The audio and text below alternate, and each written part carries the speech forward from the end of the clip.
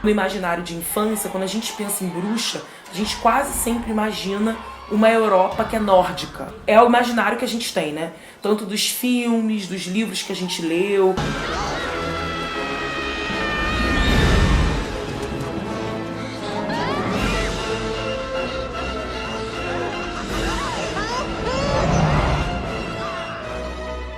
A gente sempre tem esse imaginário. Essas mulheres que eram processadas por bruxaria e por feitiçaria, então eram as mulheres que estavam realizando seus ritos pagãos, que geralmente estavam ligados às lavouras, às colheitas, geralmente ritos que estão ligados às energias da natureza, cultuando a natureza.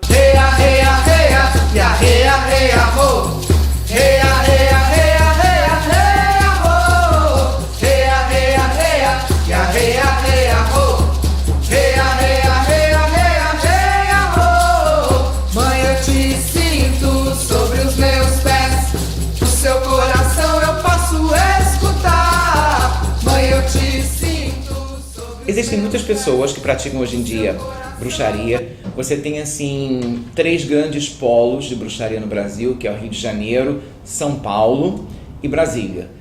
A gente tem um momento na história que é um grande hiato, é um grande buraco no tempo, que é justamente quando você tem uma Inquisição, né, em que você vai ter uma caça às bruxas, não só às bruxas, né, a Inquisição foi muito mais do que isso, mas você tem aquele momento em que você vai ter países na Europa que vão ter leis que vão prender, vão caçar literalmente as bruxas. Quem tem poder é quem dita a norma. A igreja não quer concorrentes.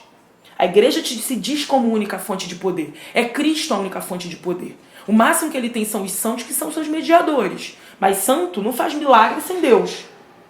Então, no limite, esse milagre está ligado a Deus. Então você tem concorrente. O feiticeiro, a feiticeira, eles são concorrentes. Porque eles têm poder social, eles têm um poder ali dentro dessa comunidade. E aí você vai dizer que, na verdade, todo o poder dessas pessoas é fruto do diabo, é obra do diabo. E aí você vai criminalizar esses corpos. Em 88, eu entrei para a graduação, fui fazer História. Me interessava muito a relação entre a igreja, o Estado e o controle da Inquisição. Então eu achei, na época, um livro muito curioso e esgotado, que se chamava O Livro da Visitação do Santo Ofício da Inquisição ao Estado. Olha só que lugar curioso, do Grão-Pará e do Maranhão. O que a Inquisição foi fazer no Maranhão? Foi catar bruxas. E encontrou realmente um montão de aquilo que os inquisidores achavam que eram bruxas.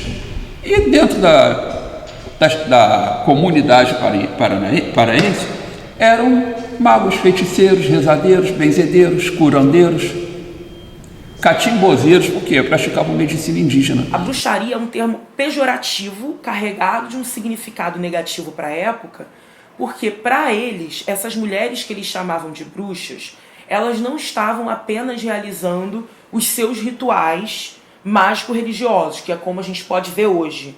Porque na verdade não tem nada demais nisso, elas estavam realizando os seus rituais, a sua ritualística, que quase sempre, se estava ligada a mulheres europeias, estava ligada a tradições pagãs.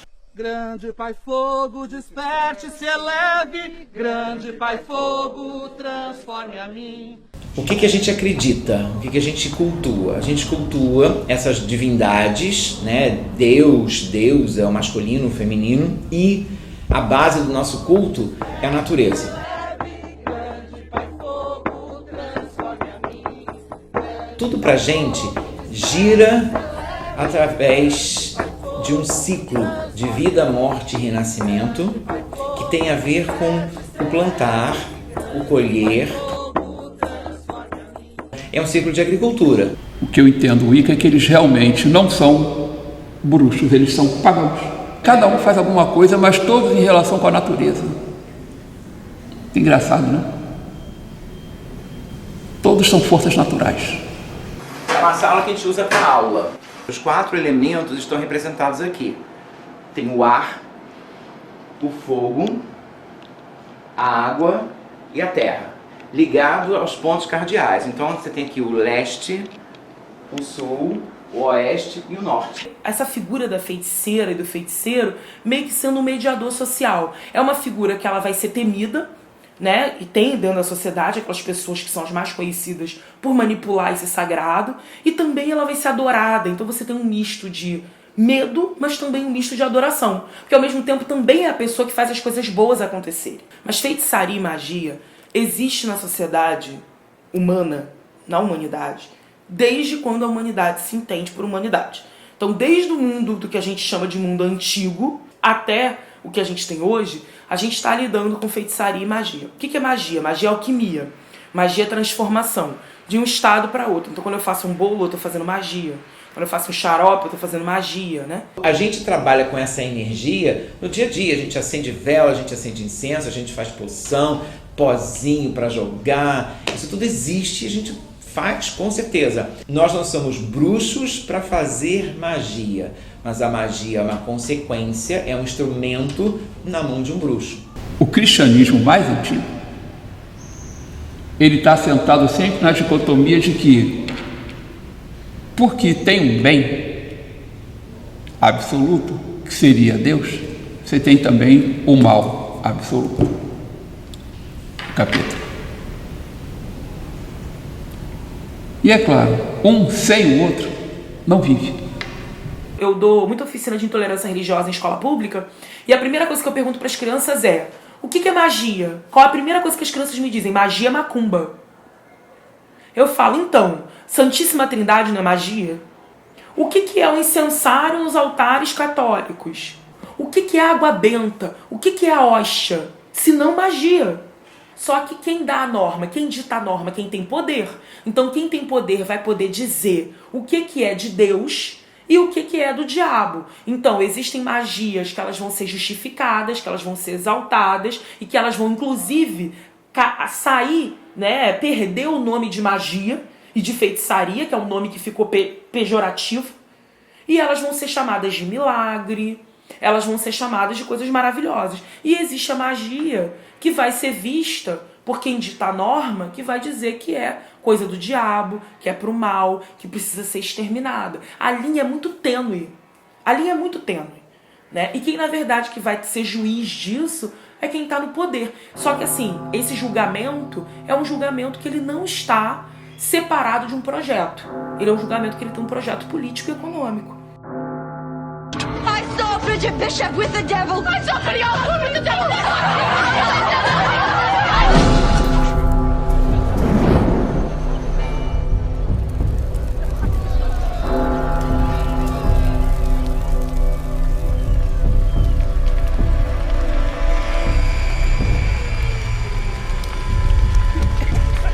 E o mais curioso, quando falamos das mulheres ou de qualquer pessoa que apareceu na frente do inquisidor, você tinha um discurso, uma conversa que era dupla. De um lado, o inquisidor que queria uma confissão sobre um determinado assunto.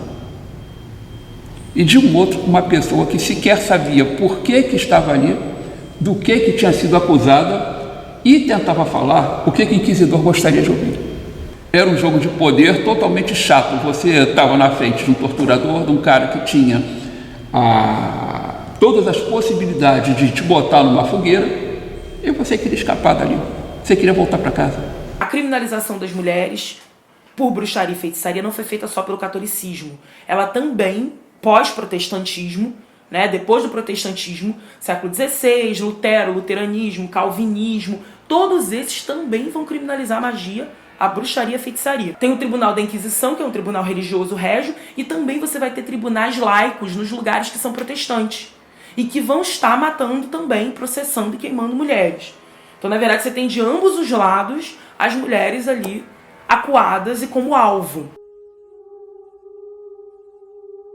Elas tinham exatamente aquela má fama que já veio dentro do imaginário cristão, né, já que a Eva é a mãe de todo pecado, não sei o que, não sei o que, não sei o que. Mas as pessoas tinham uma vontade contra a mulher mesmo. uma das coisas que mais o cristianismo criminaliza e abomina é o quê? Sexualidade. A sexualidade é a grande questão do cristianismo. É a sexualidade que você precisa controlar, é o corpo que você precisa controlar para ter uma evolução espiritual. Corpo é separado de mente, que é separado de espírito.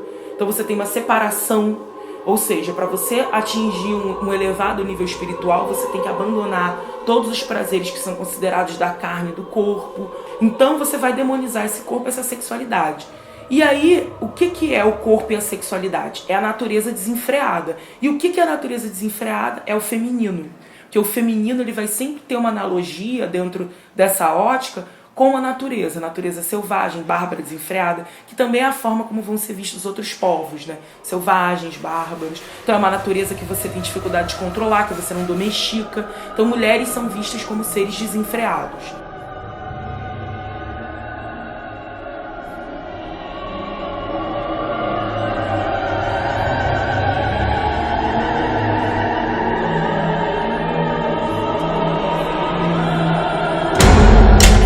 Feminina é uma energia que está ligada a conhecimento, desde o mundo antigo. Então, quase sempre, em todas as sociedades que a gente conheceu, né, que conhecemos muito pouco ainda, elas estão ligadas ao feminino como propagador de conhecimento. Essa energia feminina são as mulheres que elas propagam conhecimento na comunidade. São elas que passam conhecimento para os seus filhos, para as suas filhas. São elas que são as guardiãs do sagrado. E aí, não à toa, também vão ser essas mulheres que vão ter um poder social grande de manipulação desse sagrado, de manipulação também dessa natureza, né, de explicações para essa natureza. E aí não à toa, quando o cristianismo chega ainda por cima criminalizando ainda mais as mulheres, dizendo que elas têm sexualidade desenfreada, tão próxima à natureza, que elas precisam ser domesticadas, com todo Eva, Gênesis, não é à toa que essas mulheres é que vão ser as grandes agentes do diabo por excelência.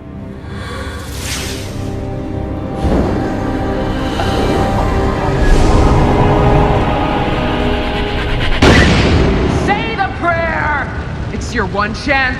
Come on, say it with me, or you'll burn in hellfire. A Wicca, a bruxaria, ainda é uma religiosidade muito feminina.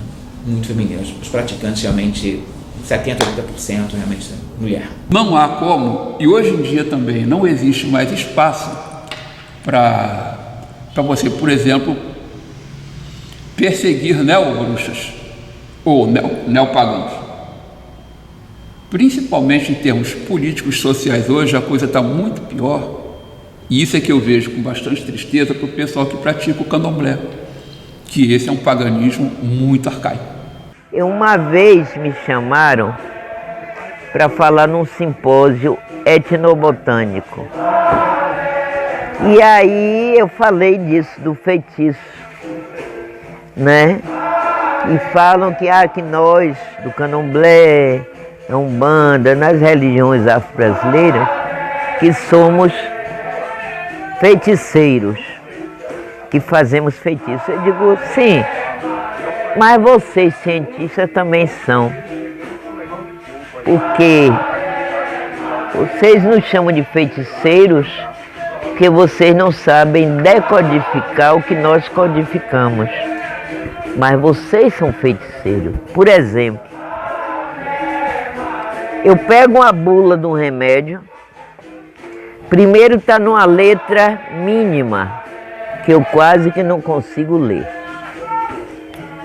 Depois, se eu pego uma lupa e boto nessa bula, eu vou ler.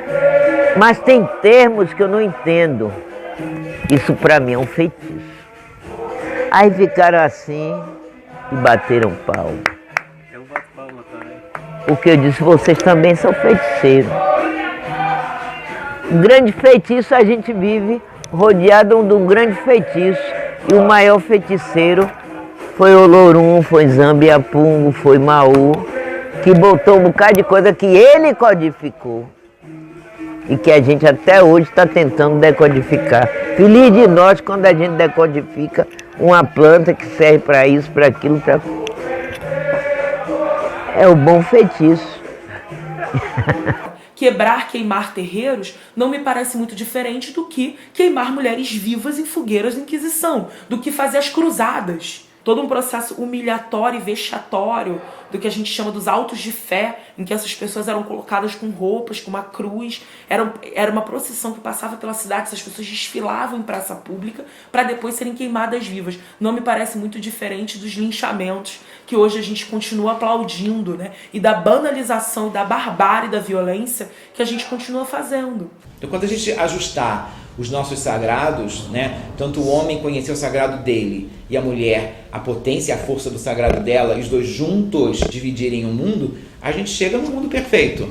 Acredito que isso seja possível. E aí pensar em feminino e pensar em bruxaria, e por isso muitas mulheres hoje em dia falam, nós somos as bruxas que vocês não conseguiram queimar, né? Nós somos bruxas, nós somos feiticeiras, é também palavras que, apesar de serem e de terem sido carregadas de um potencial pejorativo, negativo, criminalizante, diabolizante, mas são palavras também que foram se apropriadas pelos movimentos sociais para poder serem positivadas. Diz assim, somos bruxas sim.